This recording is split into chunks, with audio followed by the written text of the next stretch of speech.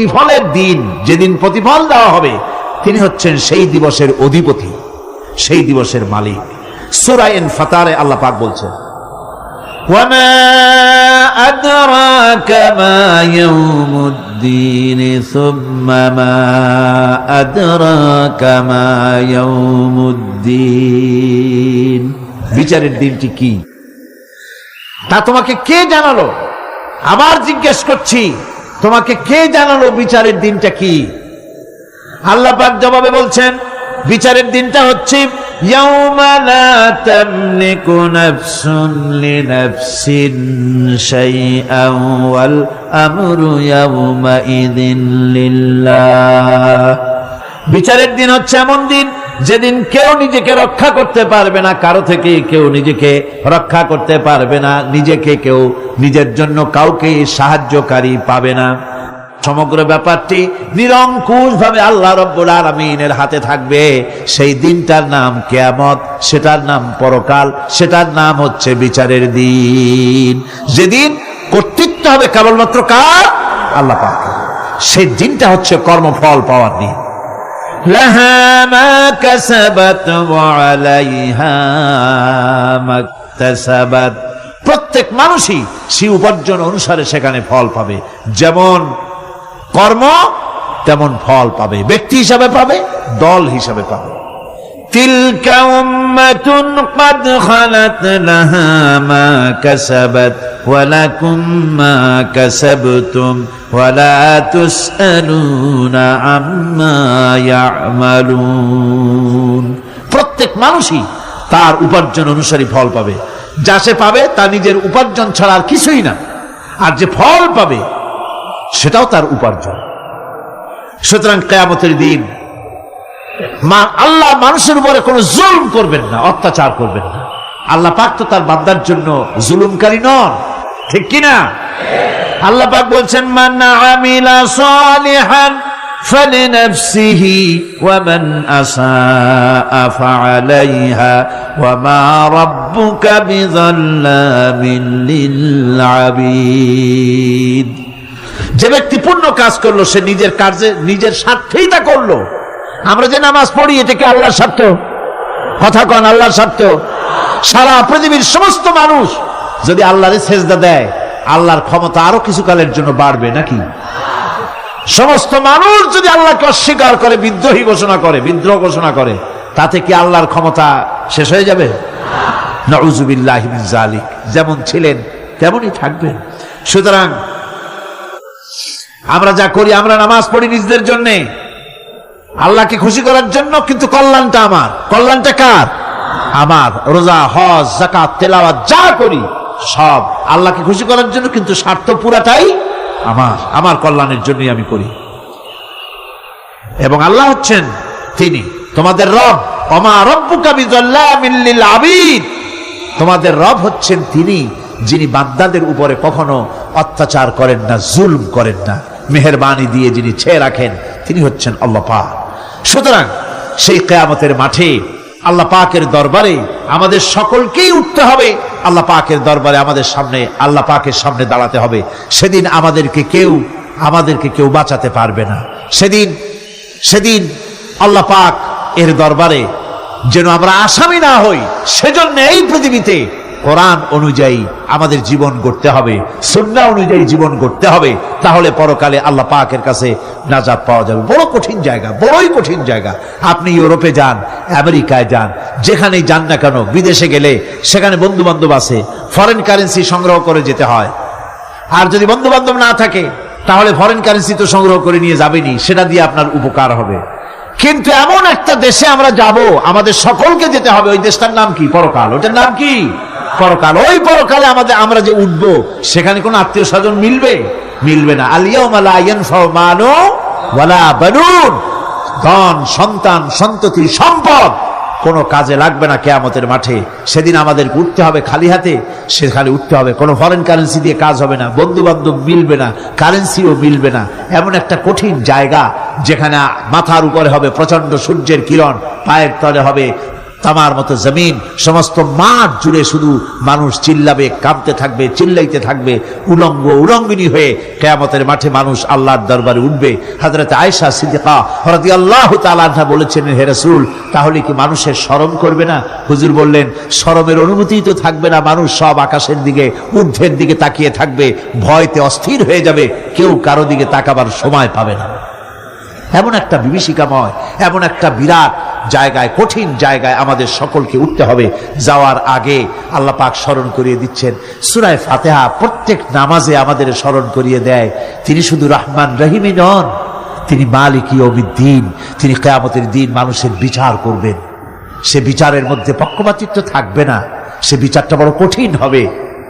কারো পয়সা যদি মারেন, কারো হক যদি নষ্ট করেন, তাহলে প্রতিটা পয়সার জন্য 70 রাকাত কবুল নামাজের সওয়াব দিতে হবে কিয়ামতের মাঠে। বাঁচা যাবে না সেদিন, উপায় হবে না। আল্লাহ পাক যার প্রতি রহম করবেন তিনি ছাড়া আর বাঁচার কোনো পথ হবে না। সেই জন্য ওই পরকালের মাঠে কিয়ামতের দিন আল্লাহ পাকের দরবারে আমরা যেন আল্লাহর খাঁটি বান্দা হয়ে উঠতে পারি, এই জীবন যাপনের তৌফিক আল্লাহ পাক যেন আমাদের দান করেন। আমরা সবাই বলি আমিন, সকলে বলেন আমিন। الذين إن مكناهم في الأرض أقاموا الصلاة وآتوا الزكاة وأمروا بالمعروف ونهوا عن المنكر। মুসলমানেরা যদি ক্ষমতায় যায়, দিনদার ইমানদার লোকেরা যদি ক্ষমতায় যায়, চারখানা কাম করবে। জোরে বলেন কয়খান? প্রথম নম্বরে নামাজ কায়েম করবে, 2 নম্বরে যাকাত আদায় করবে, 3 নম্বরে ভালো ভালো কাজের আদেশ করবে, আর 4র্থ নম্বরে কি করবে? সমস্ত খারাপ কাজগুলি 2 হাত দিয়ে তারা বাধা দেবে। বাধা দেবে কি দিয়ে? এইবার দেখা যাচ্ছে কয়েকজনে বলছে বেশি লোকে ভয় পাইছে। বাধা দেবে কি দিয়ে? হ্যাঁ, এই 2 হাত দিয়ে বাধা দিতে হবে। এই কথাটা কে বলেছেন? না না, আল্লাহ বলেন। আন্দাজে মারলে হইব না, বুঝে শুনে জবাব দিতে হবে। 2 হাত দিয়ে বাধা দিতে হবে। কথাটি কার? রাসূল করিম সাল্লাল্লাহু আলাইহি ওয়াসাল্লামের। মান রা মিনকুম মুনকারান ফালিয়ুগাইয়িরহু। 2 হাত দিয়ে বাধা দাও, 2 হাত দিয়ে অন্যায়ের প্রতিরোধ করো। আমরা করি না। এই সরকারের আমলে সিনেমার যত ন্যাংটা ছবি রাস্তায় রাস্তায় টানানো, আমি জিজ্ঞেস করতে চাই, এত নোংরা ছবি বাংলার ইতিহাসে কোনদিন টানানো হয়েছে কিনা? একজন সরকার, একটা সরকার প্রধান নারী, একটা নারী সরকার প্রধান, সময় নারীরা সবচেয়ে বেশি লাঞ্ছিতা ধর্ষিতা হলো। ভালো কাজের আদেশ দাও, অন্যায় কাজ থেকে ফিরাও। রমজান মোবারক আসতেছে, চট্টলার সিংহ পুরুষেরা হাত মজবুত করে সিনেমার পোস্টার ছেড়ে আন্দোলন শুরু করে দাও। সিনেমায় নগ্ন ছবি থাকতে পারবে না, নগ্ন ছবি থাকতে পারবে না।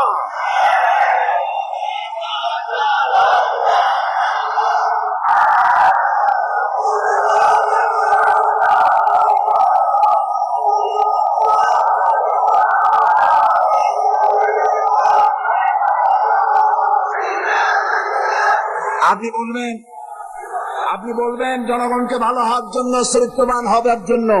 ছেলেরা চরিত্রবান থাকবে কেমনে? রাত 2টোর পরে ডিশ অ্যান্টেনার মাধ্যমে নীল ছবি প্রদর্শিত হয়, ডিশ অ্যান্টেনা দিয়ে। এই ডিশ অ্যান্টেনার এই পারমিশন কে দিল? কি জবাব দিবা কিয়ামতের দিন? এত ধর্ষণ বাড়তেছে খামোখা, উলঙ্গ ছবি রাস্তায় টানানো, আর রাতের বেলায় ছবি প্রদর্শিত হচ্ছে ডিশ অ্যান্টেনার মাধ্যমে। যুবক যুবতীরা দেখতেছে, চুরি হচ্ছে, ডাকাতি হচ্ছে, খুন হচ্ছে। বাংলাদেশ হাতিয়া দুর্যোগে পরিণত হয়ে গেছে। আমি মুসলমানদের সেই দলের হন, শত মানুষ সেখানে এসেছেন, সকলের বিবেকের কাছে দাবি করি, সকলের বিবেকের কাছে আপিল করি। টেলিভিশনে একটা অনুষ্ঠান দেখায় না, জাতির বিবেকের কাছে প্রশ্ন? জাতির বিবেকের কাছে প্রশ্ন করে লাভ নাই, সরকারের বিবেকের কাছে প্রশ্ন করতে চাই। এই ডিসেন্টিনা বন্ধ করো, সিনেমার নোংরামি বন্ধ করো, নইলে তোমাকে ক্ষমতা থেকে দড়ি বেঁধে টেনে বঙ্গোপসাগরে নিক্ষেপ করা হবে।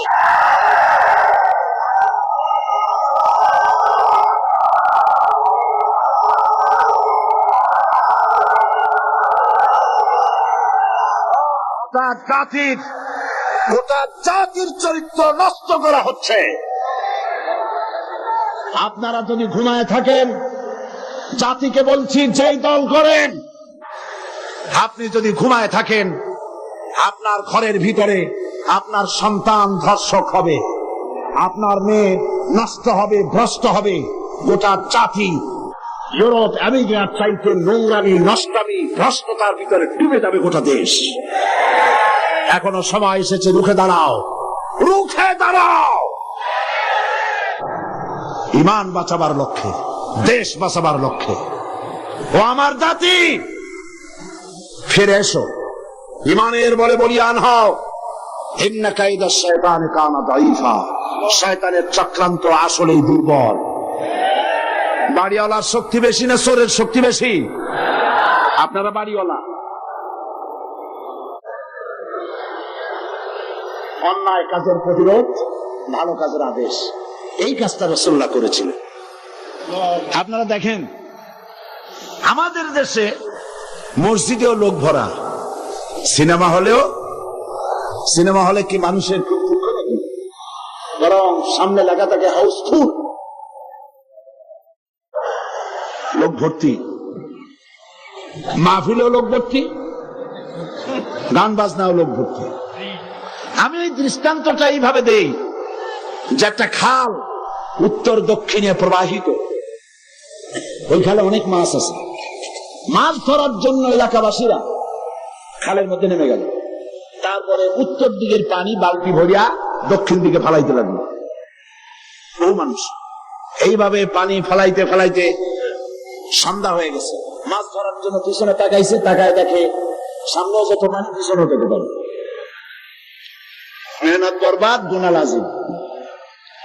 এখন এই অবস্থা হলো কেন বলেন তো বুদ্ধি করিয়া? সুবহানাল্লাহ, সকলেই সচেতন, বুঝে ফেলাইছেন। বাঁধ না দিয়া সমানে পানি ফেলাইছে। আজকে যদি একটা আদর্শিক বাঁধ আমাদের থাকতো, তাহলে মসজিদ ভরা আর সিনেমা ভরা এটা হইত না। আদর্শিক বাঁধ হলো ইসলামী রাষ্ট্র। ইসলামী রাষ্ট্র যদি হতো, তাহলে সিনেমার ছেলেরা, সিনেমা যারা দেখে, ওরা ভালো হয়ে হয়ে মসজিদে ঢুকতো, আর মসজিদের মানুষ কোন রকম সিনেমায় যেত না। যত খারাপ ভালো হতো, যত খারাপ তত ভালো হতো। হতে হতে উত্তর দিকে তাকায় দেখা যেত খারাপ একটাও নাই, সব ভালো হয়ে গেছে। আসলে এটাই করেছে আল্লাহর নবীরা, এটাই করেছিল। এবং এই পদ্ধতি দিয়ে ইয়ামুরুহুম বিল মারুফ ওয়া ইয়ানহাহুম আনিল মুনকার, ভালো কাজের আদেশ করতেন, অন্যায় কাজ থেকে দুই হাতে ফিরে হাত দিয়া বাধা দিতেন। ঠিক হবে? আজকে এই কাজটি করার পর রাসূল করিম সাল্লাল্লাহু আলাইহি ওয়াসাল্লাম তার যুগে 10 বছর এটার উপরে শাসন করলেন। আল্লাহ পাক বলেছেন, এই কাজটা করলেই তোমরা মুক্তি পাবে, কল্যাণ পাবে। এই কি কাজ? ভালো কাজের আদেশ, অন্যায় কাজের নিষেধ। এই কাজটা করলেই তোমরা কি পাবে? কল্যাণ পাবে। তোমাদের রাষ্ট্র কল্যাণ রাষ্ট্রে পরিণত হয়ে যাবে। ওয়াদা কার? এবার দেখেন, 10টি বছর নবীজি রাষ্ট্র পরিচালনা করার পর ইন্তেকাল করলেন। হযরত আবু বকর রাদিয়াল্লাহু তাআলা আনহু তিনি আজ রাষ্ট্রপ্রধান হয়েছেন। হযরত আবু বকর রাষ্ট্রপ্রধান হয়ে হযরত ওমর রাদিয়াল্লাহু তাআলা আনহুকে তিনি বিচারক বানালেন। হযরত আবু বকর হচ্ছেন রাষ্ট্রপ্রধান, হযরত ওমর হলেন কি? বিচারক। 1 বছর পূর্ণ হয়ে গেছে। ঐতিহাসিকরা লিখছেন, লক্ষ্য করুন, আমারু বিল মারুফ নাহি আনিল মুনকারের সুফল লক্ষ্য করুন। হযরত ওমর 1 বছর বিচারালয় দায়িত্ব পালন করলেন জাস্টিস হিসেবে। فمكث عاما فلم يختصم إليه اثنان। ঐতিহাসিকরা দিচ্ছেন একটা বছর পূর্ণ হয়ে গেল, হযরত ওমরে আদালতে দুইজন লোক এমন আসলো না যে একজন আরেকজনের বিরুদ্ধে কোনো মামলা দায়ের করেছে। সুবহানাল্লাহ কইতে ইচ্ছা করে না? এমন একটা লোক এসে একটা মামলা দায়ের করে নাই।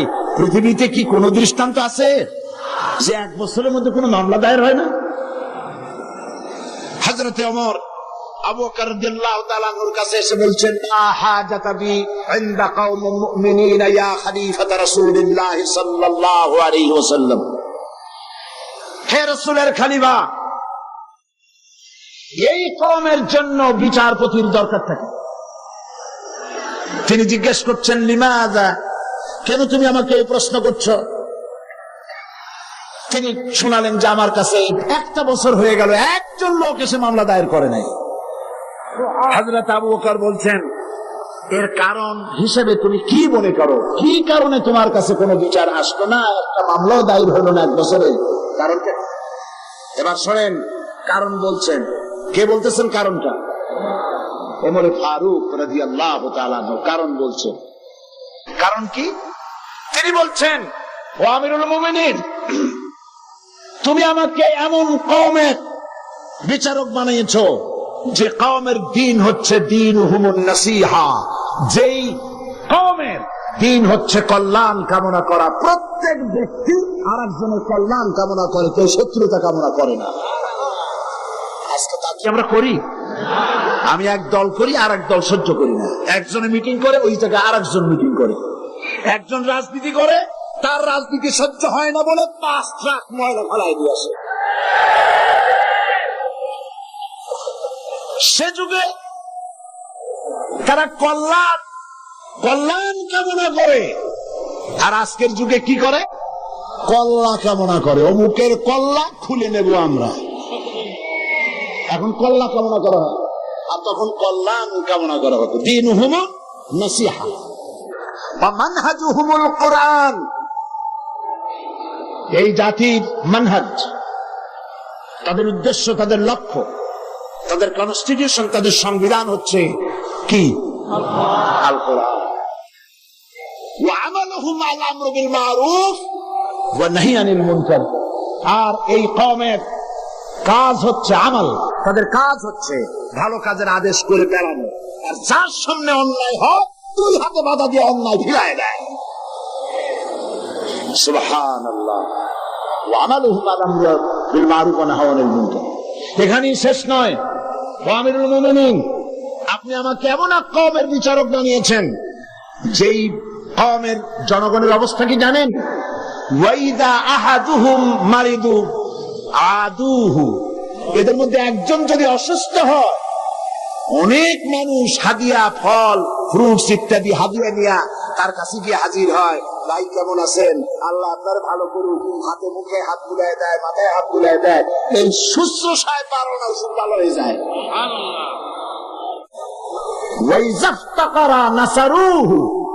আর যখন তাদের মধ্য থেকে কেউ ফকির হয়, গরিব হয়, সাহায্য করার জন্য লোকেরা এগিয়ে আসে। 50 টাকার দরকার, 2000 টাকা চলে আসছে। বাড়িতে চাল দিতে পারে না, বিল্ডিং এর ছাদ দেওয়ার মতো পয়সা চলে আসছে।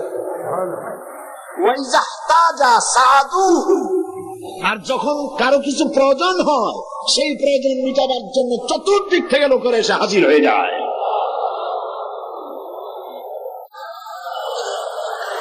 কুল্লু ওয়াহিদিন মিনহুম ইয়ারিফু হাদ্দাহু ফায়াকিফু ইনদা। এর প্রত্যেক ব্যক্তি তার নির্ধারিত সীমা চেনে। যেখানে আল্লাহ রাব্বুল আলামিন যে জিনিসকে হারাম করেছেন, ওই হারামের বর্ডারে গিয়ে দাঁড়ায় যায়, হারামকে ক্রস করে না। ফায়াকিফু ইনদা, সেখানে দাঁড়িয়ে যায়। ফাফিমা হুম ইয়াখতাসিমুনা ইলাইয়া ইয়া খলিফাত রাসূলিল্লাহ সাল্লাল্লাহু আলাইহি ওয়াসাল্লাম। সুতরাং এই জাতির জন্য বিচারকের দরকারটা কি? খামোখা সারাদিন আমি বসে থাকি, বিচারকের কোনো দরকার নাই। আরে সুবহানাল্লাহ বলতে পারলেন না? রাসূলুল্লাহ এই সমাজ তৈরি করেছিলেন। এই সমাজ জাতীয়তাবাদ, উগ্র জাতীয়তাবাদের মধ্য দিয়ে, সমাজতন্ত্রের মধ্য দিয়ে, ধর্ম নিরপেক্ষ মতবাদের মধ্য দিয়ে আল্লাহর কসম এই সমাজের চেহারা আপনারা দেখতে পারবেন না। এই সমাজ যেটা রাসূলুল্লাহ করেছিলেন, সেই সমাজ যদি চান, এই সমাজ ভাঙতে হবে, নতুন সমাজ গড়তে হবে। দেন স্লোগান, এই সমাজ ভাঙতে হবে, নতুন সমাজ গড়তে হবে। এই সমাজকে ভেঙে দিয়ে, এই সমাজ ভেঙে দিয়ে নতুন যে সমাজ হবে, সেই সমাজ উগ্র জাতীয়তাবাদের সমাজ নয়, সমাজতন্ত্রের সমাজ নয়, ধর্ম নিরপেক্ষতাবাদের সমাজ অবশ্যই নয়। সেই সমাজ হবে আল্লাহ রাব্বুল আলামিনের দেওয়া, রাসূলের দেওয়া ইসলামী সমাজ। এই ধরনের একটি সমাজকে আপনারা চান? এই ধরনের সমাজকে চান? সেই ধরনের সমাজ প্রতিষ্ঠার জন্য কোরআনে কারীম বুঝতে হবে, রাসূলের প্রতি ঈমান মজবুত হতে হবে। রাসূল রাষ্ট্রপতি ছিলেন এবং तमाम পৃথিবীতে তাকে দিয়ে আল্লাহ পাক রিসালাতের দায়িত্ব কমপ্লিট করে দিয়েছেন। এখন বলতে চাই, এই রাসূলের পরে আর কোন রাসূল আসবে না, এটা আকীদার ব্যাপার। কোন মুসলমান যদি এই আলোচনা থেকে নিজেকে বঞ্চিত করেন, তাহলে বলার কিছু নাই। এটি গুরুত্বপূর্ণ আলোচনা। খাতমে নবুয়ত বিগত কয়েক যুগ ধরে ইসলামের বিরুদ্ধে যেসব ফিতনার উদ্ভব হয়েছে, তার মধ্যে নতুন নবুয়তের দাবি হচ্ছে একটি মারাত্মক ষড়যন্ত্র। এ ব্যাপারে খাতমে নবুয়তের বিশ্বাসের তাৎপর্য, গুরুত্ব অনুধাবন করা রিসালাতের অপরিহার্য দাবি। একজন নবীর পর আর একজন নবী আসতে পারে কেবলমাত্র তিনটি কারণে। বুঝেন ভালো করে, একজন নবীর পরে আরেকজন নবীর আসার কারণ হতে পারে মাত্র তিনটি। কয়টি? এক, প্রথম নবীর শিক্ষা বিলুপ্ত হয়ে গেছে এবং তা পুনর্বার পেশ করা প্রয়োজন, এই জন্য একজন নবী আসা দরকার। রাসূলুল্লাহর শিক্ষা কি বিলুপ্ত হয়েছে? রাসূলুল্লাহর শিক্ষা বিলুপ্ত হয়নি, চির অম্লান হয়ে আছে, নতুন নবীর প্রয়োজন নাই। দুই, প্রথম নবীর শিক্ষা পূর্ণাঙ্গ নয় এবং তার শিক্ষা সংশোধনের বা পরিবর্তনের প্রয়োজন, এজন্য নতুন একজন নবীর প্রয়োজন। রাসূল করিম সাল্লাল্লাহু আলাইহি ওয়াসাল্লামের শিক্ষা কি পূর্ণাঙ্গ নয়? তা কি সংশোধন এবং পরিবর্তনের কোনো প্রয়োজন আছে? প্রথম নবীর শিক্ষা একটি জাতির জন্য সীমাবদ্ধ, অন্যান্য জাতির জন্য আর একজন নবী দরকার। রাসূল করিম সাল্লাল্লাহু আলাইহি ওয়াসাল্লাম কি শুধু একটি জাতির নবী? রাসূল করিম সাল্লাল্লাহু আলাইহি ওয়াসাল্লাম হচ্ছেন বিশ্ব নবী। সুতরাং তার নবুয়তের পরে নতুন কোন নবীর আমদানির কোন প্রয়োজন নাই। রাসূল করিম সাল্লাল্লাহু আলাইহি ওয়াসাল্লামের নবুয়ত শেষ, এরপরে আর কোন নবী? কোরআনে কারীমের চূড়ান্ত দলিল শুনুন, মা কানা মুহাম্মাদুন আবা আহাদিন মির রিজালিকুম ওয়ালাকিন রাসূলুল্লাহ ওয়া খাতামান। মুহাম্মদ সাল্লাল্লাহু আলাইহি ওয়াসাল্লাম তোমাদের কোন পুরুষদের পিতা নন, বরং তিনি আল্লাহর রাসূল এবং নবীগণের পরিসমাপ্তকারী আর আল্লাহ সর্বশক্তিমান মহাজ্ঞানী। এই খাতাম, খাতামান নবিয়্যিন, খাতাম শব্দের উল্লেখ করে নবুয়তের দুয়ার চিরকালের জন্য আল্লাহ পাক বন্ধ করে দিয়েছেন। সেই প্রথম শতাব্দী থেকে আজ পর্যন্ত, হিজরি প্রথম শতাব্দী থেকে নিয়ে পর্যন্ত পৃথিবীর সমস্ত উলামায়ে কেরামে একমত, পৃথিবীতে আর কোন নবী আসবেন না, আসার কোন দরকার নেই। অথচ এই খাতামের অর্থ নতুন নবী, ভণ্ড নবী, মিথ্যা দাবিদার নবী, পৃথিবীর নিকৃষ্ট শয়তান গোলাম মোহাম্মদ কাদিয়ানী, আল্লাহ জাহান্নামের আগুন তার কবরে অনন্তকাল জ্বলতে থাকুক।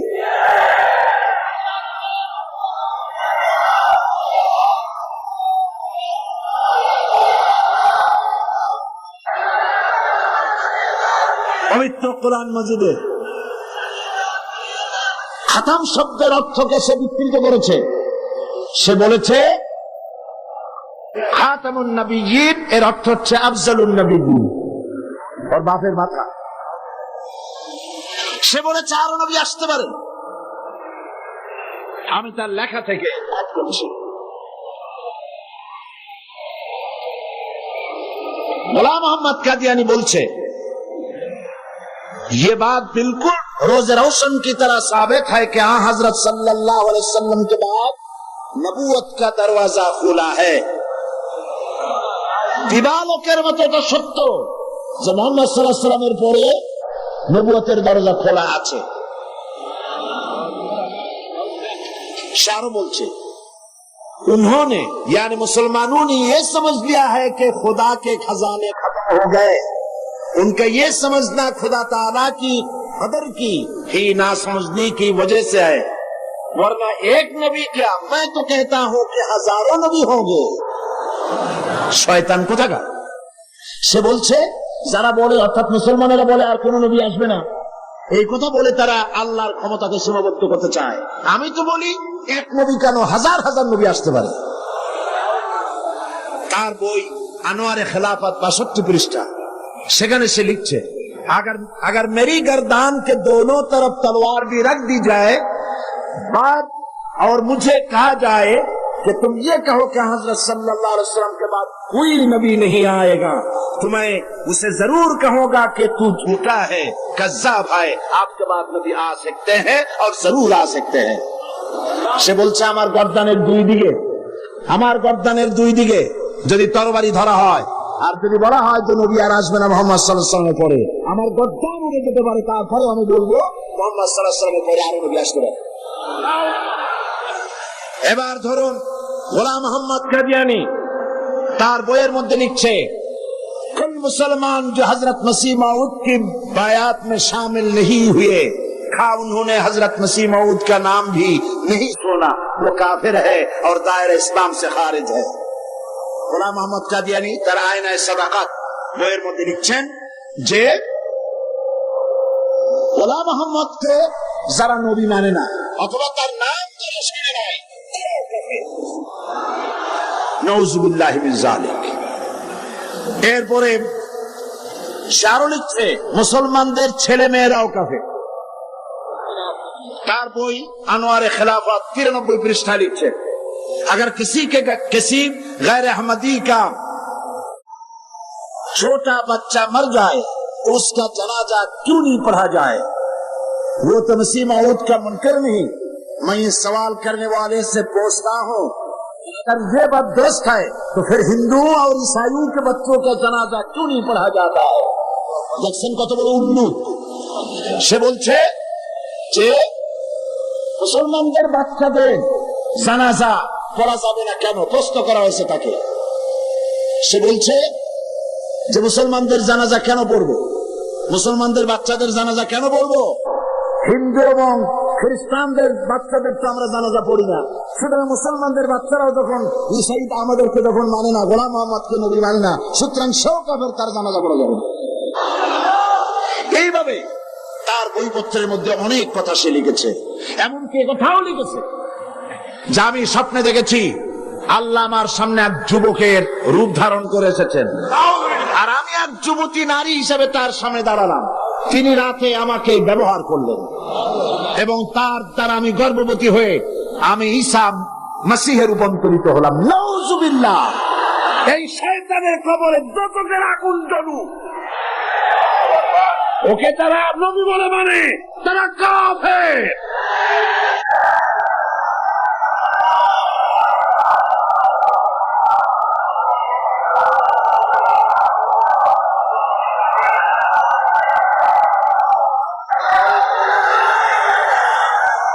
রাসূল করিম সাল্লাল্লাহু আলাইহি ওয়াসাল্লাম খাতমে নবুয়ত সম্পর্কে বলেছেন ইন্না মাসালি ওয়া মাসালাল আমবিয়া মিন ক্বাবলি কামাসালি রাজুলিন বানা বাইতান ফাহসানাহু ওয়া আজমালাহু ইল্লা মাওদা'a লাবনাতিন মিন যাওয়াবিয়াতিন ফাজআলান নাসু ইয়াতুফুনা বিহি ওয়া ইউজিবুনা লাহু ওয়া ইয়াকুলুনা হাল্লা wudi'at হাযিহিল লাবনা ফানা লাবিনা ওয়া আনা খাতামুন নবিয়্যিন, বুখারী কিতাবুল মানাকিব। আল্লাহর নবী বলেন, একটি বিল্ডিং, সেই বিল্ডিং এর ভিতরে যদি একখানা ইটের অভাব থাকে, তাহলে প্রত্যেকের চোখে ধরা পড়বে একখানা ইট নাই। একখানা পূর্ণ করা হবে, বিল্ডিংটি পূর্ণ হয়ে গেল। নবীজি বলেন, নবুয়তের ইমারতে একখানা ইটের অভাব ছিল, রব্বুল আলামিন আমাকে সেই ইট হিসাবে জায়গা পূর্ণ করে নবুয়তের ইমারতকে কমপ্লিট করে দিয়েছেন। قال رسول الله صلى الله عليه وسلم إن رسالة النبوة قد انقطعت فلا رسول بعدي ولا نبوة। রাসূল করিম সাল্লাল্লাহু আলাইহি ওয়াসাল্লাম বলেছেন, রিসালাত এবং নবুয়তের দরজা কাট হয়ে গেছে, নতুন করে কোন নবী বা রাসূল পৃথিবীতে আর আসবে না। قال النبي صلى الله عليه وسلم لو كان بعدي نبي لكان عمر بن الخطاب رضي الله تعالى عنه। আমার পরে যদি কোন নবী হতো, অবশ্যই ওমরকে আল্লাহ পাক নবী বানায় দিতেন। قال رسول الله صلى الله عليه وسلم لا نبي بعدي ولا أمة بعد أمتي। আমার পরে আর কোন নবী নাই, আমার উম্মতের পরে আর কোন উম্মত নাই। রাসূল করিম সাল্লাল্লাহু আলাইহি ওয়াসাল্লাম বলেছেন, আন সাওবান রাদিয়াল্লাহু তাআলা আনহু আন্নাহু قال قال رسول الله صلى الله عليه وسلم وأنه سيكون في أمتي 30 كذابون كلهم يزعم أنه نبي وأنا خاتم النبيين لا نبي بعدي। رواه أبو داود كتاب الفتن। আবু দাউদ শরীফে এসেছে, রাসূল করিম সাল্লাল্লাহু আলাইহি ওয়াসাল্লাম বলেছেন, আমার পরে 30 জন মিথ্যাবাদী নবুয়তের দাবি করবে। মিথ্যাবাদী, কাযযাব, দাজ্জাল। অথচ আমার পরে আমি শেষ নবী, আমার পরে আর কোন নবী আসবে না। রাসূল সাল্লাল্লাহু আলাইহি ওয়াসাল্লামের জীবনের শেষ ভাগে মুসাইলামায়ে কাযযাব মিথ্যা নবুয়তের দাবি করলো। রাসূলের পরে যদি আর কোন নবী আসার গুঞ্জাইশ থাকতো, তাহলে আপনারা বলেন, হুজুরের ইন্তেকালের পর সর্বপ্রথম যে যুদ্ধ হলো সেটা তো এই যুদ্ধই ছিল।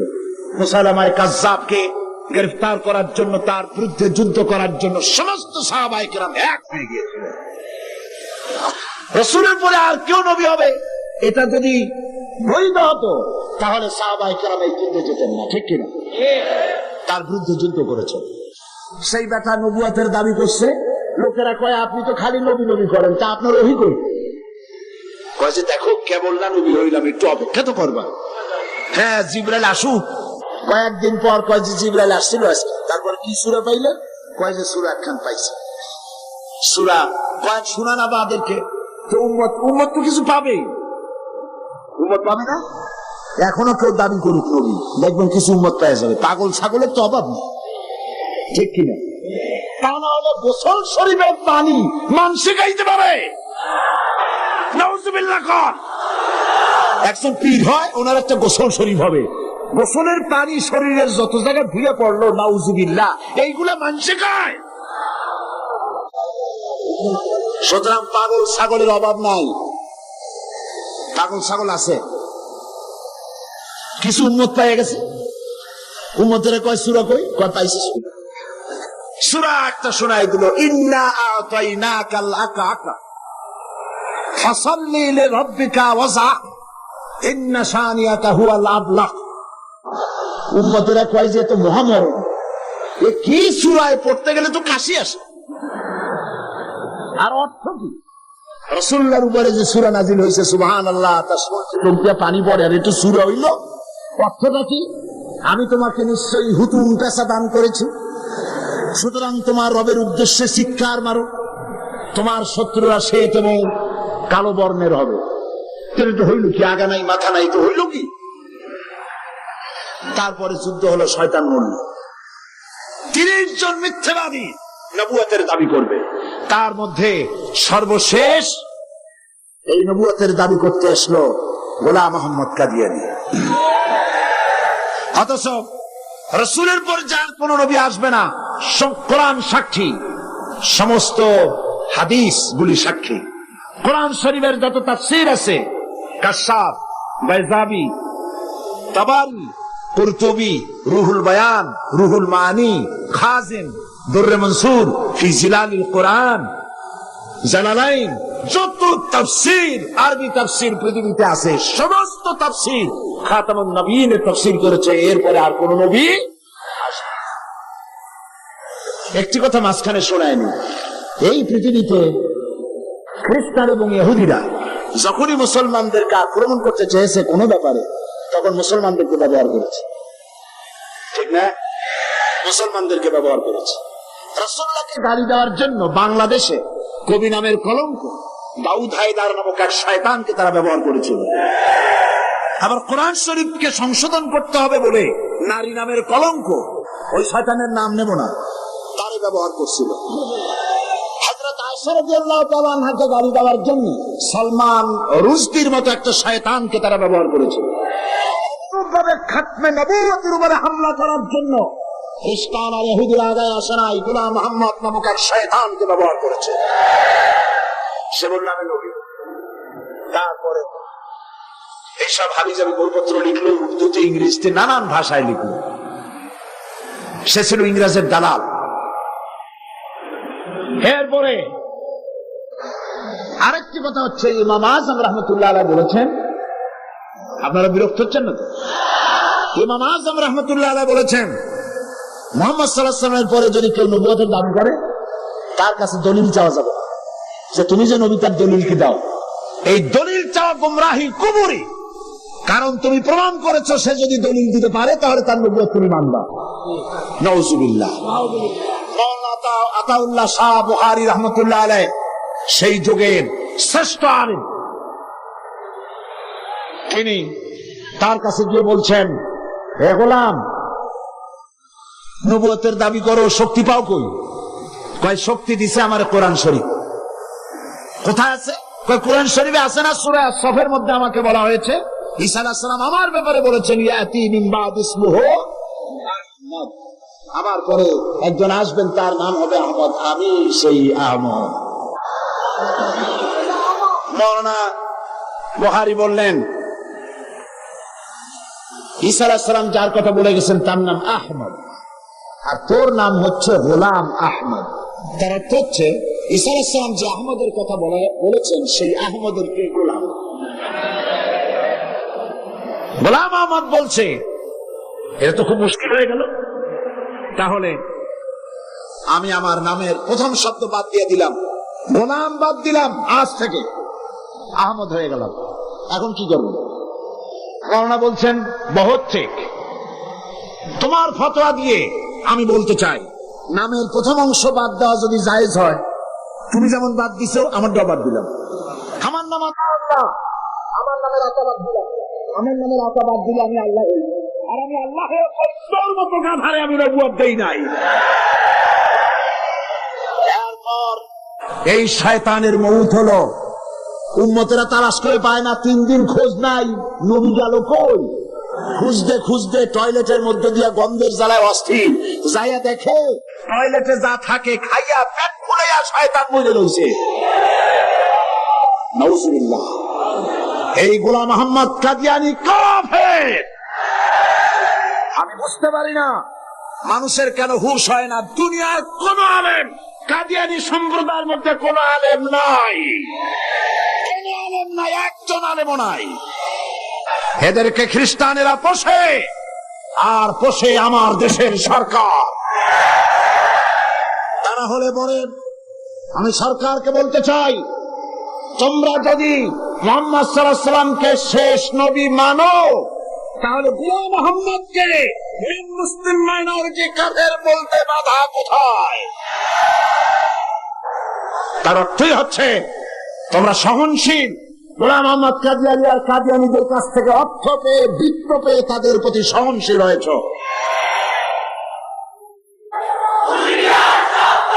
এই পৃথিবীর 18টি মুসলিম দেশ কাদিয়ানীদেরকে নন মুসলিম মাইনরিটি হিসেবে ঘোষণা করেছে। বাংলাদেশকেও করতে হবে। সেই সৌভাগ্য এই পোড়া কপাইলা সরকারের আছে কিনা আমি জানি না। বাংলাদেশের সমস্ত আলেম, সমস্ত পীর সব একমত হিন্দুরা যেভাবে দেশে বাস করে স্বাধীন নাগরিক হিসেবে, বৌদ্ধ খ্রিস্টানরা যেভাবে বাস করে এবং নাগরিক সুবিধা গ্রহণ করে, কাদিয়ানীরাও সেভাবে নাগরিক সুবিধা ভোগ করবে। তবে নন মুসলিম মাইনরিটি হিসেবে ভোগ করতে হবে, মুসলমান নামে ভোগ করতে পারবে না। এবং কোন কাদিয়ানীর মসজিদ থাকবে না। কাদিয়ানীদের মসজিদ মসজিদ নয়, উপাসনালয়। তাদের মসজিদের ইমাম হয় না, পুরোহিত হয়। তাদের উপাসনালয়ের ভিতরে পাওয়া গেল বোমা, ডিনামাইট। তাদের পুরোহিতদেরকে গ্রেফতার না করে, তাদের নেতাদেরকে গ্রেফতার না করে আল্লাহর বান্দা এদেশের আলেমদেরকে গ্রেফতার করে পুলিশ রিমান্ডে নিয়ে নির্যাতন চালানো হচ্ছে। মনে রেখো, আল্লাহ বলেন আমি সীমা লঙ্ঘনকারীদেরকে ঢিল দেই, দেখি কতটুকু পারো। তারপরে যখন প্রান্ত সীমায় চলে যায়, ইন্না বাদশা রাব্বিকা লাশাদীদ, তোমার প্রভু যখন ধরে, তোমার প্রভুর পাকড়াও সিরিয়াস হয়ে যায়। হাতের কাছে শত টেলিফোন থাকলেও টেলিফোনের গায়ে হাত যাওয়ার আগে ব্রাশ ফায়ার হয়ে কলিজা উড়ে চলে যাবে। আল্লাহকে ভয় করো, কারে ভয় করো? কারে ভয় করো? আল্লাহ পাককে ভয় করো। কাদিয়ানীরা কাফের, তাদের কুফরি থেকে, তাদের অনিষ্টতা থেকে দেশকে বাঁচাও। আমি আজ আপনাদের সামনে কথা স্পষ্টভাবে বলতে চাই, মুহাম্মদ সাল্লাল্লাহু আলাইহি ওয়াসাল্লামের খাতমে নবুয়তের উপরে ঈমান আনা আমাদের জন্য ফরজ। হুজুরের পরে আর কোন নবী আসবে না। আমার কথার ভুল অর্থ করার কোন সুযোগ নাই, স্পষ্ট কথা বলছি। আমি আপনাদেরকে আরজ করব, আগামীকাল এই আয়াতের বাকি অংশ আপনাদের সামনে পেশ করব ইনশাআল্লাহ। মুনাজাতের জন্য সব মুসলমান যার যার জায়গায় 1 সেকেন্ডের ভিতরে বসে পড়ুন। এত বড় মাহফিলের মুনাজাত কেউ নষ্ট করবেন না। সবাইকে বসতে বলেছি, দাঁড়ানো লোকেরা সবাই বসুন আর জোরে সোরে জিকির করেন সুবহানাল্লাহ, আলহামদুলিল্লাহ।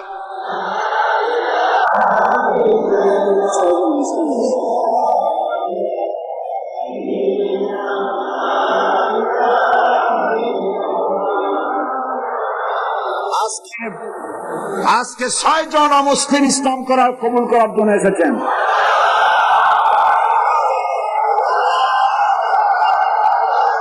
আমি আর একটি কথা শুনুন, আর একটি কথা শোনেন। মুনাজাতের কথা শুনে প্রত্যেক দিন যারা হাঁটেন, আমি তাদেরকে অনুরোধ করবো, আল্লাহর রাস্তায় আগামীকাল মাহফিলের ভেতরে ঢুকবেন না। মেহরবানি করে মাহফিলের চতুর্দিকে থাকবেন, যাতে মুনাজাতের নাম শুনলেই আপনারা দৌড় মারতে পারেন। আল্লাহর রাস্তার ভিতরে ঢুকবেন না। হাজার হাজার মানুষ পাড়ায় আপনারা যান, আপনাদের লজ্জা হওয়া উচিত। সবাই জিকির করেন সুবহানাল্লাহ।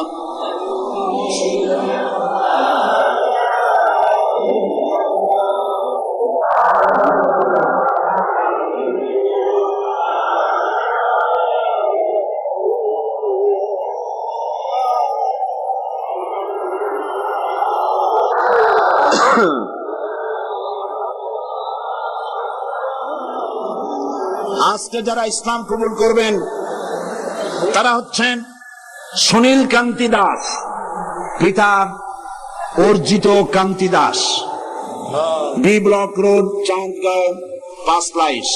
বর্তমান নাম পছন্দ করেছে মোহাম্মদ ইব্রাহিম। শ্রী মানিক চন্দ্র দাস, শ্রী মানিক চন্দ্র দাস, পিতা শ্রী কমল কান্তি দাস, 5 লাইশ। বর্তমান নাম মোহাম্মদ সাইফুল ইসলাম আজাদ। প্রবাস কৈবর্ত, পিতা মাখন কৈবর্ত, আমিন জুট মিলস, মেইন গেট, 5 লাইশ। বর্তমান নাম মোহাম্মদ রাসেল।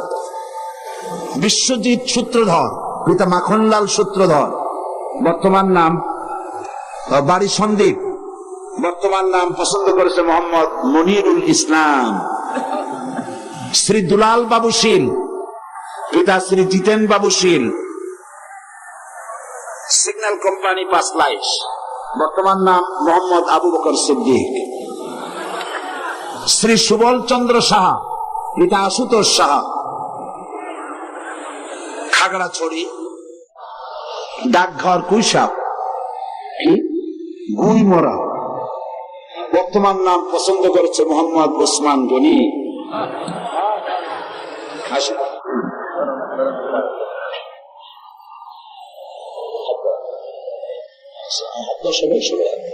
একটা একটা করে হবে।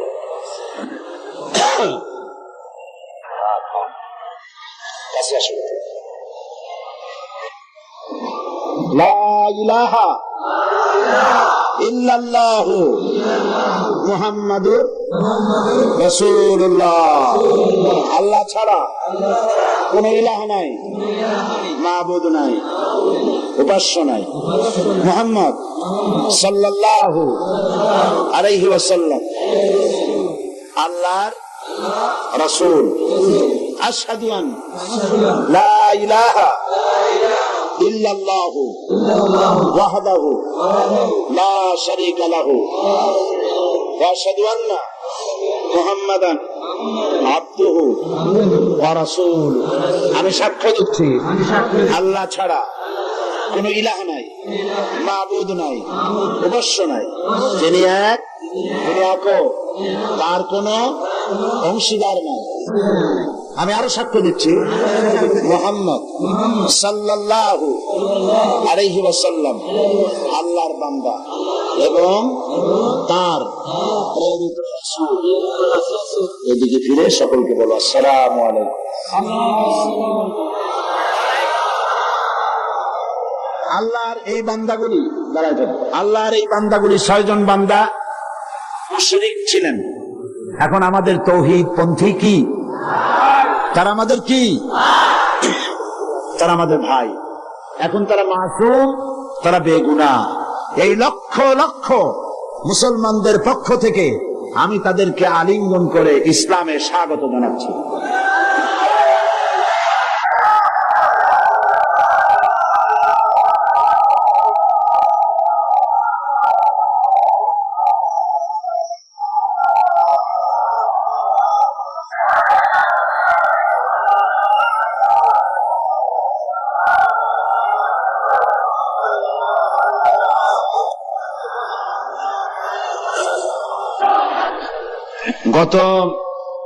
গতদিন মহিলা মাহফিল কবে হয়েছিল? গতকাল মহিলা মাহফিলে এক বোন প্রশ্ন করেছিলেন যে বিন বাজ, আব্দুল্লাহ বিন বাজ, যিনি ইন্তেকাল করেছেন, সৌদি আরবের গ্রান্ড মুফতি এবং বর্তমান বিশ্বের শ্রেষ্ঠ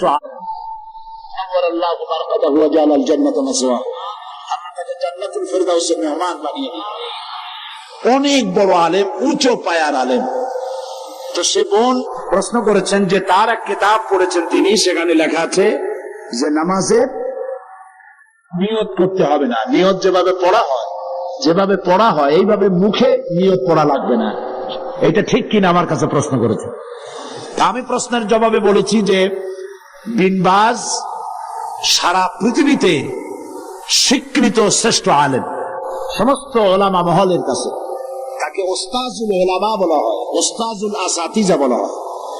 সুতরাং তিনি ভুল লেখেননি। আরবিতে যেভাবে আমাদের দেশে নিয়ত পড়া হয়, নওয়াইতু আন উসাল্লি লিল্লাহি তাআলা রাকাতায় সালাতুল, এই যে নিয়তটা আরবিতে আমরা পড়ি, এইভাবে হুজুর সাল্লাল্লাহু আলাইহি ওয়াসাল্লাম পড়েন নাই, সাহাবায়ে কেরাম এরকম পড়েন নাই। সুতরাং মনে মনে নিয়ত করা, নামাজের জন্য নিয়ত করা, সেটা যে ভাষাই হোক ওটা চলতে পারে, মুখে ওইভাবে উচ্চারণ করা প্রয়োজন নেই। এই কথাটা বলায় একজন আমাকে লিখেছেন যে এটা নাকি আজকে টক অফ দ্য টাউন, সারা একেবারে শহরে এটাই হয়েছে যে নামাজের নাকি নিয়ত করা লাগবে না, কোনো জিনিসের নাকি নিয়তের দরকার নেই। মানুষ শোনে একটা, বোঝে আর একটা, বলে আর একটা। নিয়ত তো করতে হবে, কিন্তু মুখে ওইভাবে নিয়ত, মুখে উচ্চারণ করা এভাবে হাদিস শরীফে কোথাও নাই, রাসূলুল্লাহ সাল্লাল্লাহু আলাইহি ওয়াসাল্লাম করেন নাই, সাহাবায়ে কেরাম করেন নাই। সুতরাং এগুলো নিয়ে উল্টা পাল্টা মন্তব্য পেশ করার কোনো জরুরত নেই। নিয়ত তো করবে, নিয়ত তো করতে হবে, সেটা তো বললাম না। নিয়ত করতে হবে, কিন্তু মুখে ওইভাবে উচ্চারণ করার জরুরত নেই। একজন বলেছে আপনি টাকা দিয়ে প্রতি বছর মুসলমান বানান, দেখছেন অবস্থা? এইসব প্রশ্ন আমার কাছে দেন কি কেন? এদের জিজ্ঞেস করেন এই 6 জনের কাছে যে আমি কয় টাকা দিচ্ছি, জিন্দিগিতে এদের দেখছি কিনা, এরা আমারে দেখছি কিনা। আল্লাহ হেদায়েত করুন। তো আমি নিয়তের ব্যাপারটা পরিষ্কার করে দিতে চাই। প্রত্যেক কাজের নিয়ত করতে হবে। ইন্নামাল আমালু বিন্নিয়াত, নিয়তটাই হচ্ছে প্রধান। তবে মুখে উচ্চারণ করার যে রীতি চালু হয়েছে এভাবে হাদিস শরীফে নাই। নিয়তটা করতে হবে, তবে এভাবে নয় যেভাবে আমরা করা বাধ্যতামূলক মনে করি। কথাটা পরিষ্কার হয়েছে কিনা? আলহামদুলিল্লাহ। এখন আরেকটি কথা আপনাদের সামনে বলতে চাই যে তাফসীরুল কোরআন মাহফিল এই বিশাল জনসমুদ্র প্রতি বছর এখানে হয়। এই বছর রাজনৈতিক কারণে নানান অসুবিধা হয়েছে, যার কারণে মাওলানা শামসুদ্দিন সাহেব এবং তার সাথীরা আপনাদের খেদমতে আপনাদের দুয়ারে দুয়ারে যেতে পারেন নাই, যেমন অন্যান্য বছর যেয়ে থাকে। হরতাল হয়েছে, বিক্ষোভ হয়েছে, মিছিল হয়েছে, নানান রকমের ক্রাইসিস হয়েছে, যার জন্য যেতে পারেনি। ফলে 21 লক্ষ টাকা যেখানে বাজেট, এই বাজেট তারা পুরো করতে পারেননি। অথচ এখানে যত লোক বসে আছেন সকলে প্রাণ খুলে প্রাণ উজাড় করে সাহায্য করলে উনি নিশ্চয়ই ঋণগ্রস্ত থাকবেন না। আপনারা করবেন না তা? তাফসীরুল কোরআন মাহফিলকে ঋণমুক্ত করতে প্রস্তুত আছেন কিনা? আল্লাহ পাক, আমি জানি আপনারা এটা করবেন, আর আল্লাহ পাক সমাজ কল্যাণকে মাকরুস রাখবেন না ইনশাআল্লাহ। আমরা বলি ইনশাআল্লাহ।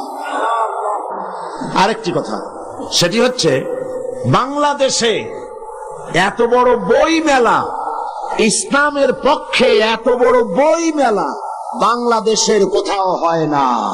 আলহামদুলিল্লাহ বলবেন না? আলহামদুলিল্লাহ বলবেন না? এবং এই বই মেলা নিছক সলিড ইসলামের পক্ষে। এখানে কোন নাস্তিক, মুরতাদ, ইসলাম বিরোধী কোন লেখকের কোন লেখা একটা পাতাও এখানে আসে না। সলিড ইসলামের বই মেলা, আলহামদুলিল্লাহ। আর বই কেনা একটা অভ্যাসে পরিণত করুন। বিবাহ শাদীতে থালাবাটি, ঘটি গ্লাস উপহার না দিয়া বই উপহার। একটা বই একজনকে দেওয়ার অর্থ হলো ইসলামের একটা কর্মী তার সাথে দিয়ে দেওয়া, তার জীবনের পরিবর্তন এসে যাবে। বিবাহে তাফসীর হাদিয়া দেওয়ার অভ্যাস করুন। ইসলামের বইপত্র, ইসলামের সাহিত্য সুন্দর করে র্যাপিং কাগজে পেঁচাইয়া ফুল টুল দিয়া কায়দা করে এটা দেওয়ার ব্যবস্থা করেন। থালাবাটি, ঘটি গ্লাস, স্যুপ, কাপ ইত্যাদিও মানুষ কিনতেই পারবে, ওগুলো নিয়ে অসুবিধা হবে না। বই দিবেন, উপহার কি দিবেন? স্ত্রীকে দিবেন, মেয়েকে দিবেন, বোনকে দিবেন, সকলকে দিবেন। আমি চাই যত লোক এসেছেন প্রত্যেকের হাতে একটা করে বই দেখতে চাই। রাজি আছেন? তা 5 টাকা দামের বই হোক অথবা 200 টাকা দামের বই হোক, প্রত্যেকের হাতে বই নিতে হবে। বই হবে ইসলামী আন্দোলনের প্রতিকৃত। জোরে বলেন আমিন। তাফসীরুল কোরআন ফি জিলালিল কোরআন, সৈয়দ কুতুব শহীদ রহমতুল্লাহ আলাইহির 22 খণ্ডে এটা বাংলা পূর্ণ হয়ে গেছে। বলেন আলহামদুলিল্লাহ। এই তাফসীর এখানে এসেছে 5000 টাকার হাদিয়া, 22 খণ্ড। কিন্তু তাফসীরুল কোরআন মাহফিল উপলক্ষে মাত্র 3000 টাকা। আপনারা গ্রহণ করুন, মানুষকে হাদিয়া দেন, নিজেরা কোরআন শরীফ জেনে পড়ে তার দ্বারা জীবনকে ধন্য করুন। এবং রিসালাতের উপরে যে আলোচনা আমি করতেছি এই 2 দিন ধরে, এর উপরে আমার অত্যন্ত স্নেহের জনাব অধ্যাপক মফিজুর রহমান সাহেবের লেখা কোরআনের আয়নায় বিম্বিত রাসূলুল্লাহ সাল্লাল্লাহু আলাইহি ওয়াসাল্লাম ইসলামী ছাত্র শিবিরের এটা পাঠ্যপুস্তক হিসেবে তারা গ্রহণ করেছে। এই বইটি অত্যন্ত গুরুত্বপূর্ণ, কোরআন হাদিস দিয়ে ভরা। আপনারা মেহেরবানি করে সে বই গ্রহণ করার জন্য চেষ্টা করবেন। আল্লাহ তৌফিক দিন। না বলে বুঝবেন, না বললে বুঝবেন না যে কি বই নেবেন। সেজন্য বলছি, কোরআনের বই, হাদিসের বই, অসংখ্য বই আছে। আর ভর্তি করে, পকেট ভর্তি করে আপনারা বই নিয়ে যান। আল্লাহ পাক আপনাদেরকে তৌফিক দান করুন। এবং আমি কেন জামাত ইসলামী করি, দাড়ি আর টুপি সম্পর্কে যে সমস্ত প্রতিবাদ আমাদের বন্ধুরা আমাদের বিরুদ্ধে বলেন, দাড়ি এবং টুপি সম্পর্কে আমাদের আকীদা কি, মাওলানা মওদুদী রহমতুল্লাহ আলাইহি তিনি কি কাজ করেছিলেন, এর উপরে বিস্তারিত লেখা ইসলামের রাজনৈতিক বিধান আমার বইটির ভিতরে আছে। সংগ্রহ করুন। দ্বিধা, দ্বন্দ্ব, সন্দেহ নিজেরও দূর হবে, অন্যদেরও দূর করতে পারবেন। আল্লাহ তৌফিক দান করুন। আল্লাহ আমিন। ربنا ظلمنا أنفسنا وإن لم تغفر لنا وترحمنا لنكونن من الخاسرين হায় আল্লাহ তাআলা, লক্ষ লক্ষ মুসলমান নরনারী তোমার দরবারে হাত তুলেছি, মেহেরবানি করে আমাদেরকে গুমরাহি থেকে বাঁচাইয়া দাও, আমাদেরকে শিরক এবং বিদআত থেকে মুক্ত করে দাও। হায় আল্লাহ, তুমি দয়া করে আমাদেরকে সিরাতুল মুস্তাকিমে চলার তৌফিক দিয়ে দাও। ইয়াকা নাবুদু ওয়া ইয়াকা নাস্তাঈন। পড়েন সবাই, ইয়াকা নাবুদু ওয়া ইয়াকা নাস্তাঈন, ইহদিনাস সিরাতাল মুস্তাকিম, সিরাতাল লাযীনা আন'আমতা আলাইহিম গায়রিল মাগদুবি আলাইহিম ওয়ালাদ দাল্লিন। আল্লাহুম্মা লা মানি'a লিমা আ'তাইত ওয়া লা মু'তি'a লিমা মানা'ত ওয়া লা ইয়ানফা'ু যাল জাদ্দু মিনকাল জাদ। ستر العرش مسبول علينا وعين الله ناظرة إلينا بحول الله لا يقدر علينا اللهم إنا نجعلك في نحورهم ونعوذ بك من شرورهم। আল্লাহ তাআলা, এই শতাব্দীর শেষ তাফসীরুল কোরআন মাহফিলের আজ চতুর্থ দিন, আগামীকাল এই মাহফিল শেষ হয়ে যাবে, পরের দিন এই মাঠ খা খা করতে থাকবে। হায় আল্লাহ রাব্বুল আলামিন, প্রতি বছর এই চট্টগ্রামের মানুষেরা ঈদের মতো করে উৎসব করে, প্রত্যেকের বাড়িতে বাড়িতে মেহমান জমা হয়ে যায়। হায় আল্লাহ তাআলা, মানুষেরা দূর দূরান্ত থেকে ছুটে আসে।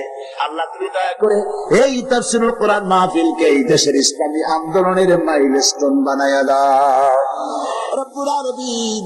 এই ইসলামী আন্দোলনের জন্য তামাম পৃথিবীর বুকে কোরআনে কারীমের এই আওয়াজ তুমি পৌঁছায়া দাও।